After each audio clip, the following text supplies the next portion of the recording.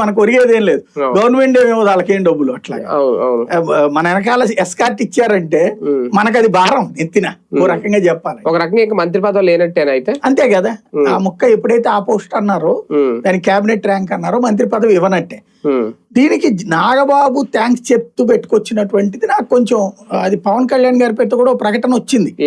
అంటే పవన్ కళ్యాణ్ జనసేన వాటిలోంచి రాలా కానీ ఇట్టించి వచ్చింది. ఆయన అయితే మీడియా ముందుకు వచ్చి కానీ వీడియో రూపంలో కానీ మాట్లాడలేదు. మా అన్నయ్యని అభినందిస్తున్నాను లేదు, ఎవరు మాట్లాడలేదు. కాబట్టి సంథింగ్. కాకపోతే ఏంటంటే ఒక అందుకు సంతోషపడాల్సింది ఏంటంటే కొణిదెల వెంకట్రావు గారి ఫ్యామిలీలో ఆయన క్యాబినెట్ ర్యాంక్ అనుభవించారు, చిరంజీవి వీళ్ళిద్దరు కూడా క్యాబినెట్ ర్యాంకులు అనుభవించారులే అని సంతోషపడాలి. ఇది ఒక బొజ్జగింప ఈ పదవి ఇవ్వడం అంతే. దీంతోనే చెప్పాలంటే వాళ్ళు అనుకుంది బుజ్జగింపు అనుకుంటున్నారు కానీ నా దృష్టిలో అయితే అసంతృప్తిని రాజేసే చర్య అనుకుంటున్నా. ఎందుకంటే నువ్వు క్యాబినెట్ ఇవాళ కాబట్టి రేపు ఇస్తారులే, రేపు లోకేష్ మంత్రివర్గంలో పెట్టుకున్నప్పుడు ఇస్తాడేమో అనుకుంటున్నా నేను.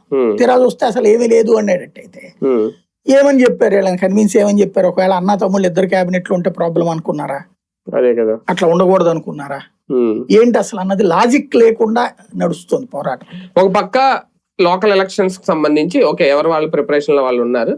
పవన్ కళ్యాణ్ గారికి హెల్త్ ఇష్యూ ఉందనే నడుస్తుంది సార్ ఇప్పటి నుంచే, భుజానికి ఏదో ఆపరేషన్ చేశారు. అదే కానీ మళ్ళీ మొన్న కాకినాడలో అయితే ఆయన స్వతంత్ర దినోత్సవ వేడుకలో పాల్గొన్నారు, అయిపోయింది.